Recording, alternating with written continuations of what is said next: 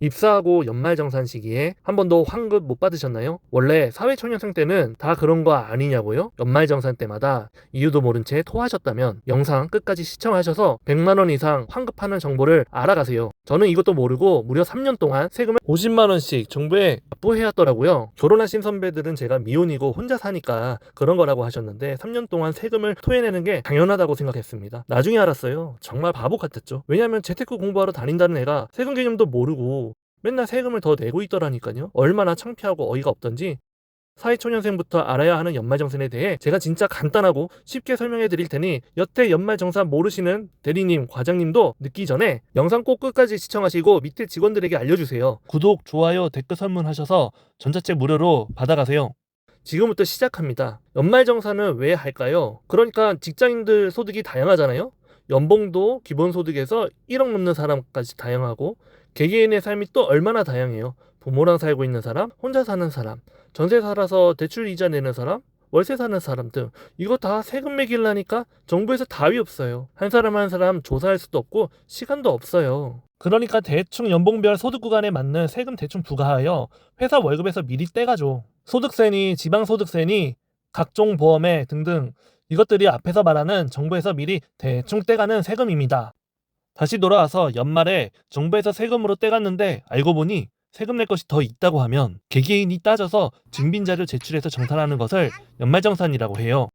회사에서 취합된 연말정산 자료를 세무서로 제출하고 나중에 세무서에서 환급금을 받아서 회사 월급으로 전달하죠. 이렇게 정리하면 간단한데 여태 이것도 모르고 기계적으로 하시는 분들, 팀장 달고도 모르시는 분들 태반입니다. 신입분들은 이 영상 보시고 준비하시면 됩니다. 남들이 하는 대로 따라하고 대충 하면 나에게 맞는 공제 항목을 모르고 지나가는 겁니다.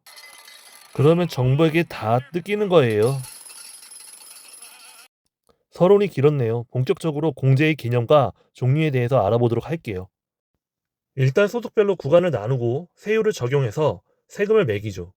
소득 구간은 정해져 있으니 우리가 할 수 있는 것은 소득 구간을 낮추는 것과 세금 자체 할인을 받는 것입니다. 이를 소득 공제, 세액 공제라고 하고요. 용어가 너무 어렵죠? 간단하게 말해서 소득 공제는 소득 구간을 낮춘다. 세액 공제는 세금을 깎는다 라고 이해하시면 됩니다. 다음은 세금이 결정되는 계산 절차인데요.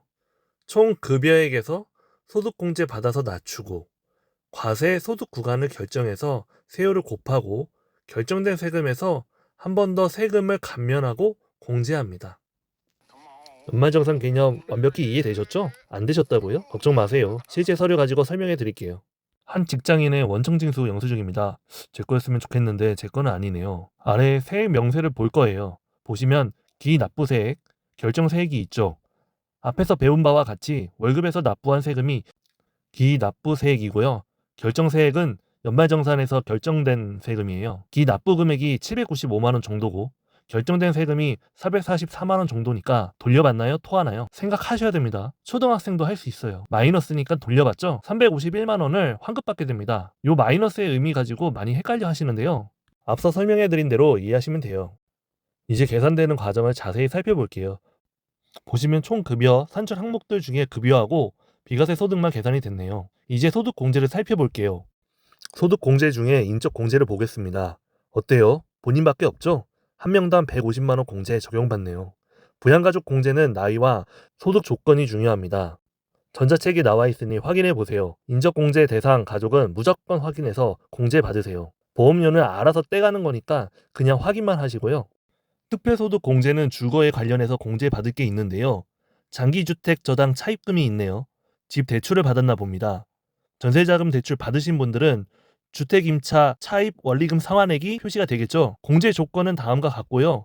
자기 상황에 맞게 공제받으면 됩니다.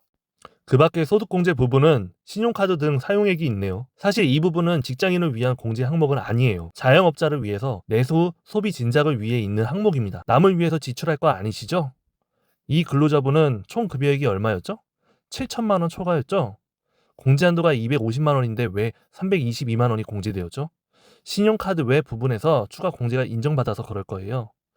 여기 있는 소득공제 한도 초과액은 소득공제 최대치가 연 2,500만 원이어서 반영되어 있는 항목이라는 것만 알고 계시면 됩니다. 이렇게 해서 총 소득에서 각종 소득공제 사항을 반영하면 과세 표준 구간이 정해지고 세율이 정해져요. 거기에 따라 최종적으로 산출세액이 나오게 됩니다. 자, 이제 대망의 세액공제 편입니다. 그 중에서도 연금저축 항목이 영상에서 제일 중요하다고 생각하는데요. 연금계좌 공제, 제가 생각했을 때는 노력 대비 효율이 가장 좋은 항목입니다. 사회 초년생일수록 이 부분을 공략해야 합니다. 해당 근로자는 이 항목에서만 108만 원 벌어가네요. 연금저축 600만 원, 퇴직연금 300만 원, 딱 한도만큼 납입했네요. 900만 원만 넣으면 108만 원 확정 수익입니다. 그러니까 12% 정도 바로 수익이 나는 거죠. 미국 주식에 개인 계좌로 투자할 경우 1년에 수익이 250만 원은 공제하고 22%는 과세를 하거든요. 연금저축은 900만 원 가지고 투자 잘해서 추가로 수익이 나도 그거는 과세를 안 해요. 그걸 과세 이연이라고 하는데 자세한 사항은 전자책 신청하셔서 확인 바랍니다. 물론 단점이 연금이기 때문에 장기간 묶이거든요. 목돈이 필요한 우리 신입들에게는 월급의 10%로 시작하시고 차차 늘려가시는 것을 추천합니다. 다시 돌아와서 이 근로자는 결국 과세표준 24%의 세율을 5%로 줄이고 지방소득세 포함해서 350만 원을 환급받네요. 굉장히 모범적인 연말정산 케이스라고 볼 수 있습니다. 이해가 좀 되셨나요? 연말정산을 이해하는데 저 또한 10년이 걸렸습니다. 이렇게 깊게 생각한 적이 없었어요. 이번 영상이 도움이 되셨다면 좋아요, 구독 눌러주시고요. 댓글 링크 설문 작성해 주시면 연말정산 전자책 무료로 보내드리고 있으니까 그거 꼭 받아보시고 연말정산 이번에 공략하시기 바랍니다.